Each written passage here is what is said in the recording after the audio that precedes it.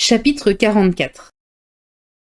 Elisabeth s'attendait à ce que M. Darcy lui amenât sa sœur le lendemain de son arrivée à Pemberley, et déjà, elle avait résolu de ne pas s'éloigner de l'hôtel ce matin-là. Mais elle s'était trompée dans ses prévisions car ses visiteurs se présentèrent un jour plus tôt qu'elle ne l'avait prévu. Après une promenade dans la ville avec son oncle et sa tante, tous trois étaient revenus à l'hôtel et se préparaient à aller dîner chez des amis retrouvés par Mrs. Gardiner, lorsque le roulement d'une voiture les attira à la fenêtre. Elisabeth, reconnaissant la livrée du coupé qui s'arrêtait devant la porte, devina tout de suite ce dont il s'agissait et annonça à ses compagnons l'honneur qui allait leur être fait. Monsieur et Mrs. Gardiner étaient stupéfaits, mais l'embarras de leur nièce, qui les rapprochait de cet incident et de celui de la veille, leur ouvrirent soudain les yeux sur des perspectives nouvelles. Elisabeth se sentait de plus en plus troublée, tout en s'étonnant elle-même de son agitation. Entre autres sujets d'inquiétude, elle se demandait si M. Darcy n'aurait pas trop fait son éloge à sa sœur, et, dans le désir de gagner la sympathie de la jeune fille, elle craignait que tous ses moyens ne vinssent à lui manquer à la fois. Craignant d'être vue, elle s'écarta de la fenêtre et se mit à arpenter la pièce pour se remettre, mais les regards de surprise qu'échangeaient son oncle et sa tante n'étaient pas faits pour lui rendre son sang-froid. Quelques instants plus tard, Miss Darcy entrait avec son frère, et la redoutable présentation avait lieu. À son grand étonnement, Elisabeth put constater que sa visiteuse était au moins aussi embarrassée qu'elle-même. Depuis son arrivée à Lambton, elle avait entendu dire que Miss Darcy était extrêmement hautaine. Un coup d'œil lui suffit pour voir qu'elle était surtout prodigieusement timide. Elle était grande et plus forte qu'Elisabeth. Bien qu'elle eût à peine dépassé 16 ans, elle avait déjà l'allure et la grâce d'une femme. Ses traits étaient moins beaux que ceux de son frère, mais l'intelligence et la bonne humeur se lisaient sur son visage. Ses manières étaient aimables et sans aucune recherche. Elisabeth, qui s'attendait à retrouver chez elle l'esprit froidement observateur de son frère, se sentit soulagée.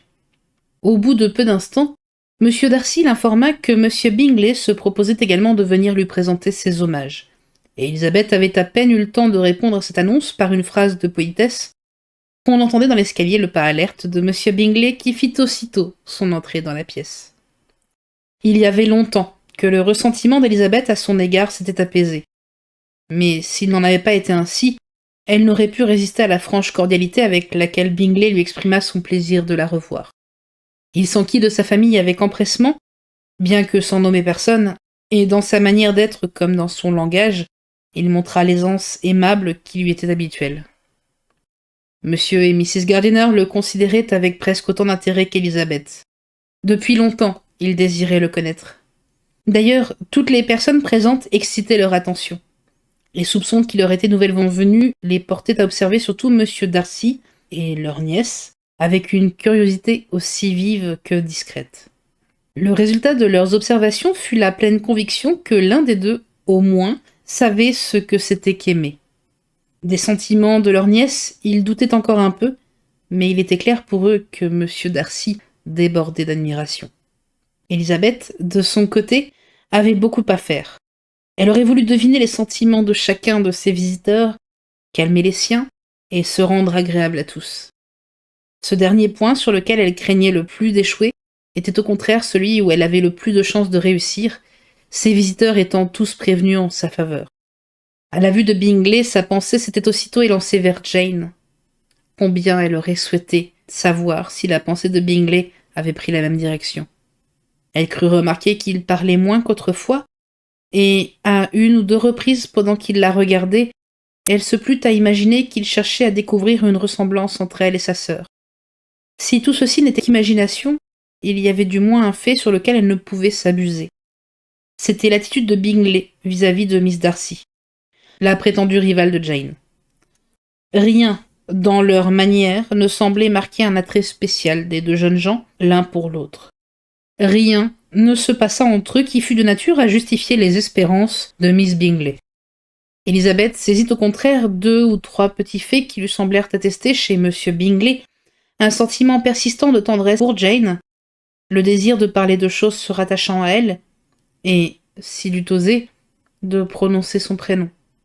À un moment où les autres causaient ensemble, il lui fit observer d'un ton où perçait un réel regret qu'il était resté bien longtemps sans la voir. Puis ajouta avant qu'elle eût le temps de répondre « Oui, il y a plus de 8 mois. Nous ne nous sommes pas rencontrés depuis le 26 novembre, date à laquelle nous dansions tous à Netherfield. Elizabeth fut heureuse de constater que sa mémoire était si fidèle. Plus tard, pendant qu'on ne les écoutait pas, il saisit l'occasion de lui demander si toutes ses sœurs étaient à Longbourn. En elle-même, cette question et l'observation qui l'avait précédée étaient peu de choses. Mais l'accent de Bingley leur donnait une signification. C'était seulement de temps à autre qu'Elizabeth pouvait tourner les yeux vers M. Darcy. Mais chaque coup d'œil le lui montrait avec une expression aimable. Et quand il parlait, elle ne pouvait découvrir dans sa voix la moindre nuance de hauteur. En le voyant ainsi, plein de civilité non seulement à son égard mais à l'égard des membres de sa famille qu'il avait ouvertement dédaignés, et en se rappelant leur orageux entretien au presbytère de Hunsford, le changement lui semblait si grand et si frappant qu'Elizabeth avait peine à dissimuler son profond étonnement. Jamais encore dans la société de ses amis de Netherfield, ou dans celle de ses nobles parents de Rosings, elle ne l'avait vu si désireux de plaire, et si parfaitement exempt de fierté et de raideur. La visite se prolongea plus d'une demi-heure, et, en se levant pour prendre congé, M. Darcy pria sa sœur de joindre ses instances aux siennes pour demander à leurs hôtes de venir dîner à Pemberley avant de quitter la région. Avec une nervosité qui montrait le peu d'habitude qu'elle avait encore de faire des invitations, Miss Darcy s'empressa d'obéir. Mrs. Gardiner regarda sa nièce. N'était-ce pas elle que cette invitation concernait surtout? Mais Elizabeth avait détourné la tête.